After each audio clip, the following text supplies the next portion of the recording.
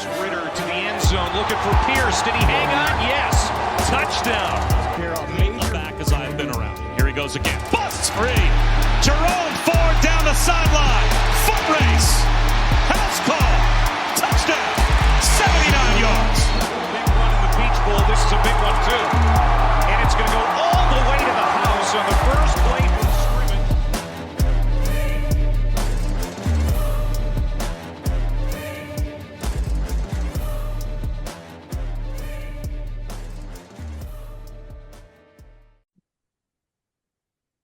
Bearcat Blitz leading you into the bye weekend here for the Cincinnati Bearcats football team. I'm your host, Russ Heltman of Cincinnati Bearcats on SI. Bring my co-host Neil Meyer in from the frontofficenews.com in just a moment. You're, of course, listening to or watching on YouTube the kind of audio feed version because we do not have live video feed of the show anymore.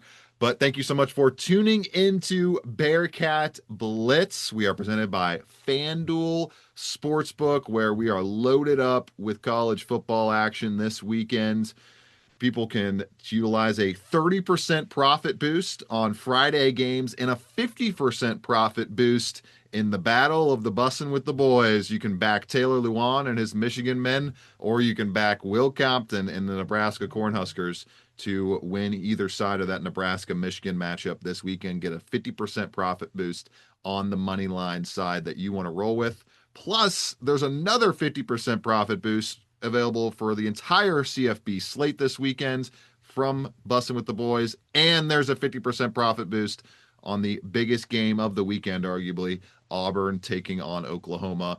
FanDuel Sportsbook, America's #1 sportsbook. And as an avid sports bettor myself, FanDuel has the best boosts. They do.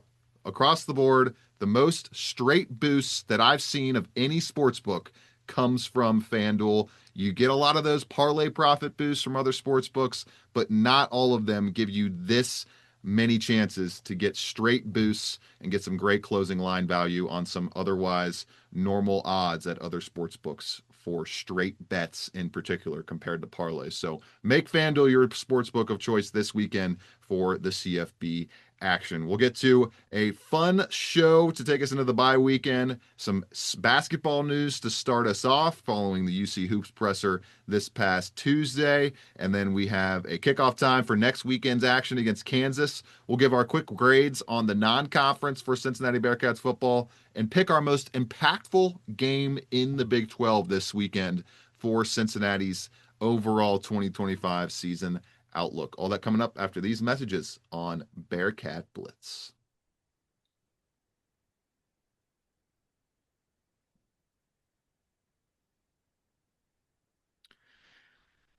Entering segment one on this bye weekend show of Bearcat Blitz, presented by FanDuel Sportsbook, America's #1 sportsbook, and bring in Neil Meyer, my co-host. Now, Neil, we have a new matchup for the Cincinnati Bearcats basketball team. Although all of their regular season games are scheduled, they're finalized, they're ready to go. This is an exhibition against John Calipari and the Arkansas Razorbacks. Neil, the first time, I believe, in the Wes Miller era that UC is playing a road true exhibition. They're going to Arkansas on October 24th and taking on one of the projected top 25 teams in the country.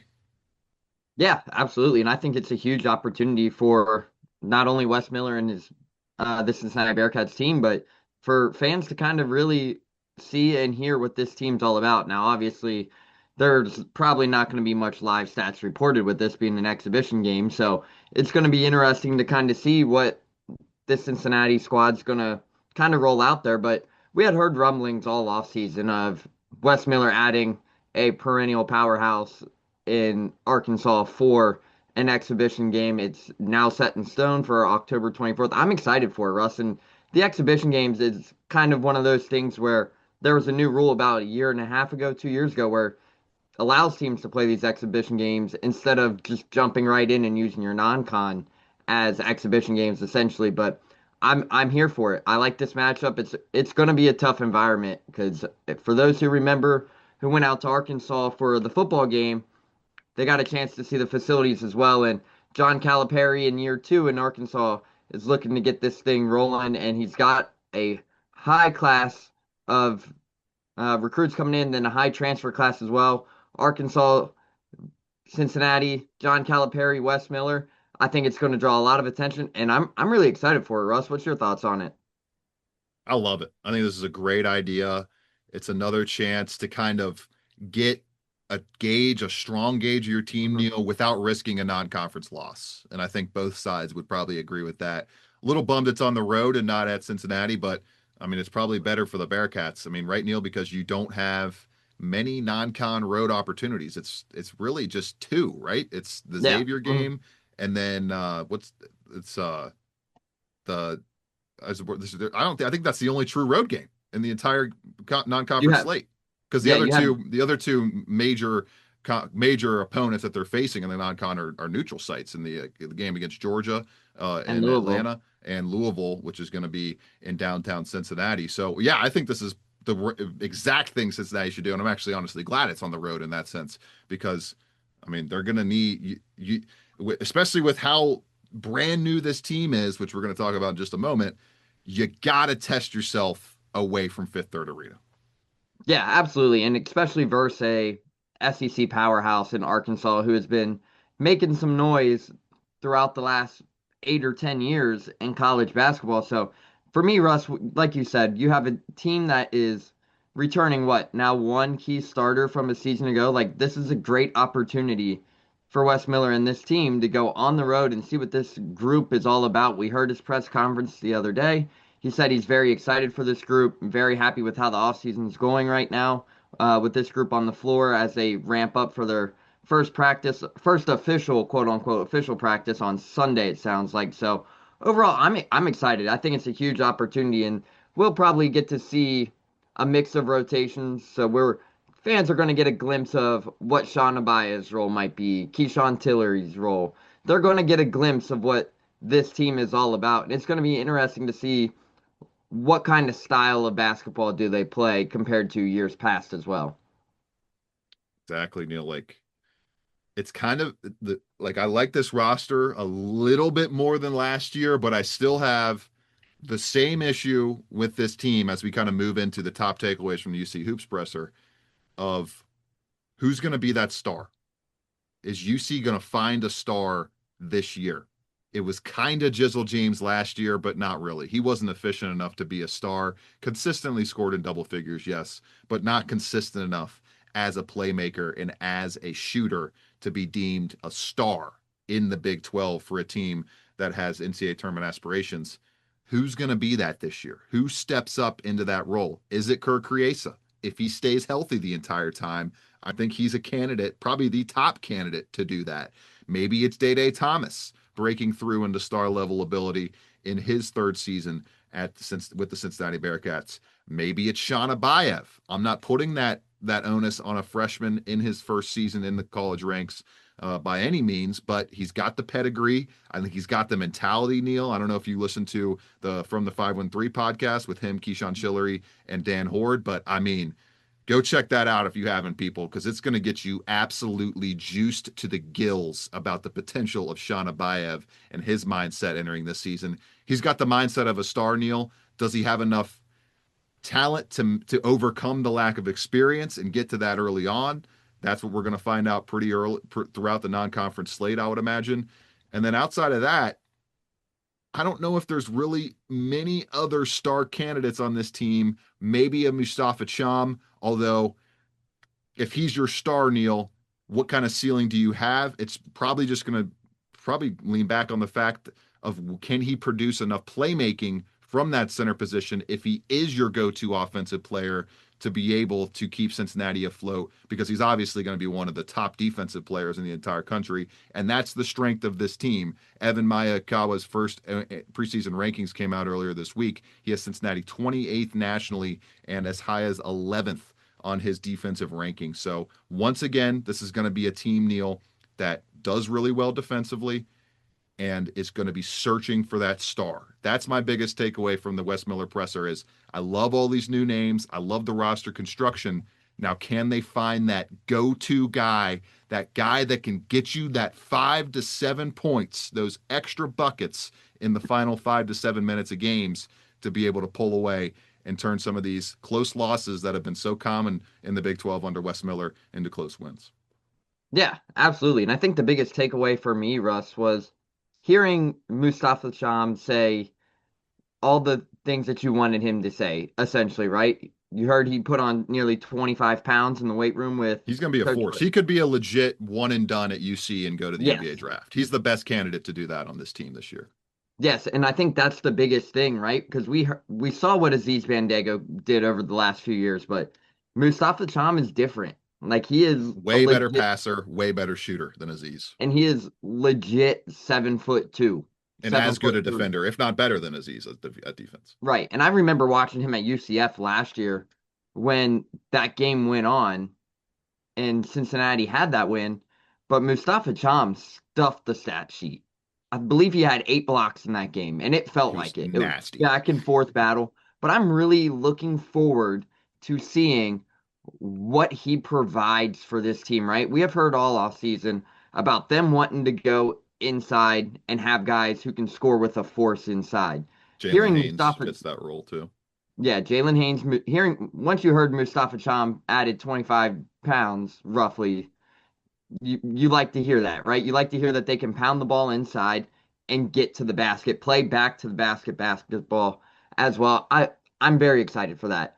And then there's a couple other takeaways too from the press conference too. Corey Evans, Russ, I was blown away listening to Corey Evans. It was his first time speaking to the media since coming to Cincinnati, but he gave the inside look on what this transfer portal might actually be, how wild it actually was for his first week or so on the job. Like he broke it down in depth of what his job entails. But overall, man, I'm excited for this opportunity for basketball season. We're now about a month away, but it's going to be interesting to see who stands out for Cincinnati. You mentioned Sean Abayev. It's going to be interesting to see what his role might be.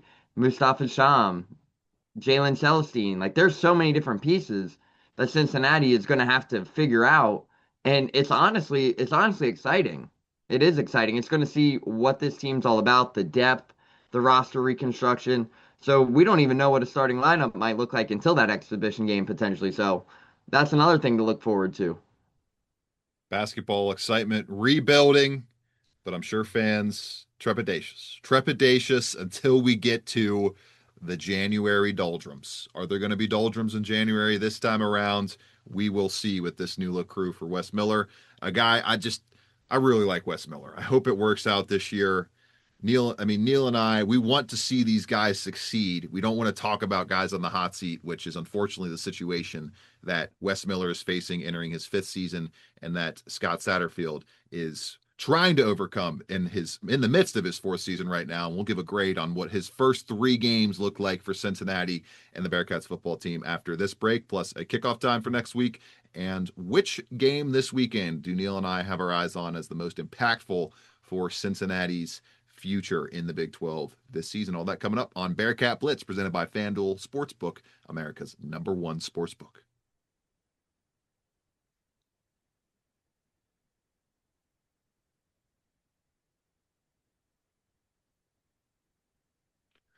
All right, Neil, the non-conference slate is over for the Cincinnati Bearcats football team. A non-conference that I think you and I, it wasn't going out on a limb by any means, picking UC to lose as an underdog in week 1 and then win as big favorites in week 2 and week 3. But we nailed the 2-1 record. You and I did. We both had them going 2-1 over these first 3 games. What is your grade? I'll leave the floor to you. What would you grade this non-conference for Scott Satterfield in his 4th go-around? Yeah, I would think right now in year 4, I would give it a C, right? Because you would have liked to see. Or year 3. What am I talking about? It's year 3 for Scott Satterfield. Yeah, year 3. I keep trying to add a year on for Scott. Year 3 of Scott Satterfield. Yeah, I would give it a C, and the reason I say that was the Nebraska game ended up hurting that. Yeah. And there were some small things. I know if they would have turned that around, that grade would be higher. But it's kind of like if it's a C, and then if they flip one play in that game, it turns into an A. It's literally crazy. Like one play flips there, Neil. You turn that Logan Wilson interception that he dropped into a touchdown. Or you jump on the fumble too on the opening drive as well. So it's one one or two plays there, and I mean, it's essentially a different outcome. But the reason I give it a C is the small things in that Nebraska game. You wish they would have done better, right? But that was the first game struggles, a big time opponent on the road in a neutral environment. So overall, you have your factors into that. But another reason I say the C was the Northwestern State game. Russ, you and we've talked about it multiple times. I hate covering those games particularly because it's like you feel bad for the opponents when you're getting stomped 70-0. You Well, and shorten the it's just like, time period. what have I learned from this game at Mhm. all? Right. So then, yeah, you take away all that kind of stuff. Might be a little higher, but sitting and seeing a team get drugged through the mud for what felt like 6 hours last week on Saturday, it was a big win, 70 points, top 10 school history in terms of points scored. But those are the games you dread to cover because, like, okay, you watch your offense for about the first quarter, and then it's like, okay, let's get some other guys in there, which is nice. You see what depth they have. But reason I say C is, again, the little things versus Nebraska. And then the scheduling, right? You had Bowling Green and you had Northwestern State. Honestly, Russ, I'm going to be surprised if we even see some FCS schools on the schedule moving forward, right? We heard Scott Satterfield was like, these games are gonna probably you'll see more of these games where you are going to see these FCS teams come in, take a check, and get bounced by 60, 70 points and then reduce the clock and all that kind of nonsense. So overall, for me, with how the landscape of college football is, I wouldn't be surprised if they change that in Cincinnati or all these Power Four other schools. I'm not saying that it's in talks, but you could see them maybe shifting away from that and trying to schedule as many tougher games, Power Four, Power Five games as possible as well. But I'd give this non-conference a C. Obviously, you have the injuries as well, but there's some things that could have went better for Cincinnati. I'm going to go B minus. I think C plus, B minus, C is it's a fair range that we're giving the Bearcats here. I didn't love playing with their food in the second half against Bowling Green. I didn't Yeah, love as that. well. I didn't love the you got to cover to for me to give you a B to B plus. They had to cover every single game, and they only covered two of the three games with not covering the 21 or 23 and a half points. I think it got up to against Bowling Green a couple weeks ago. So I think they're a little sloppy on their execution, especially in the passing game, especially week one. But I mean, that can be expected a little bit when you have a completely brand new receiving core outside of Joe Royer. But Brennan Sorsby answered the call in week two. He answered the call in week three. He played about as well as you possibly can play against the Northwestern State Demons. I think he had like a 98.9 QBR and is up to sixth nationally now with an 89 overall QBR on the three games. So it was tough for Sorsby throwing the ball, obviously, in week one, but the rushing has been there the entire time from him. You'd like to see a little bit better rushing from the running backs.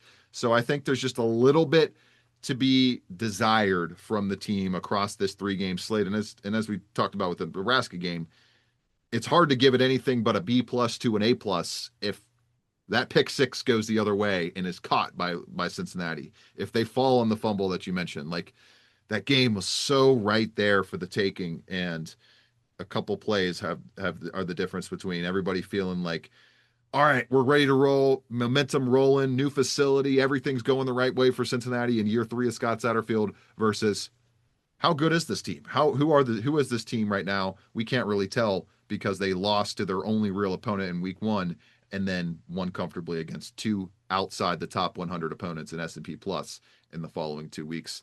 I'd give it a B minus. Neil going with a C. I think C plus average grade from the podcast is right where we're landing on. I think we'd agree on that. Kansas next week, Neil, a chance to start the conference slate off with an A grade if Cincinnati can use this another scheduling break to their advantage. We mentioned earlier in the offseason, Cincinnati does not play a team coming off of their bye week.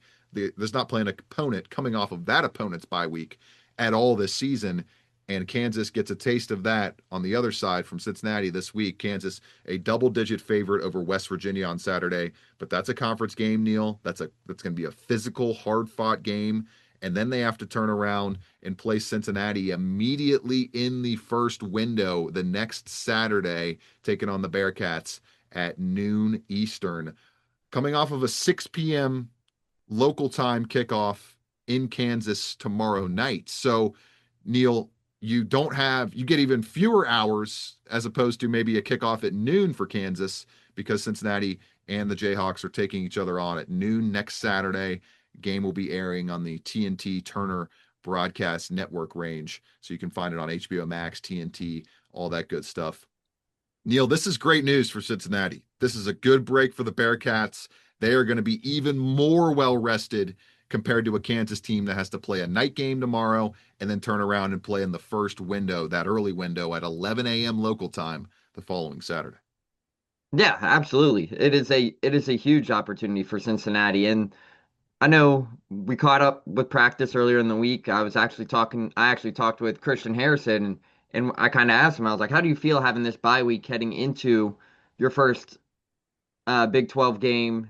How does that correlate in terms of scheduling, getting the team healthy and whatnot? And he said that it actually came at a perfect time, which it actually really did come at a perfect time for Cincinnati, right? Because now you have 2 weeks to prepare for Kansas and get fully healthy. I know, Russ, when we were at practice the other day, they already have the Beat Kansas signs up around the facility and whatnot and says, go 1-0. Yep. So that's a weekly trend for those who don't follow us. That's the team's motto. They put it all up on the TVs around the facility and say, go 1-0 this week versus their opponent. So that's cool to see, but this bye week's huge. It's huge because Kansas versus West Virginia is going to be, I think that game's going to be closer than what people think, especially with West Virginia coming off a big win over Pitt.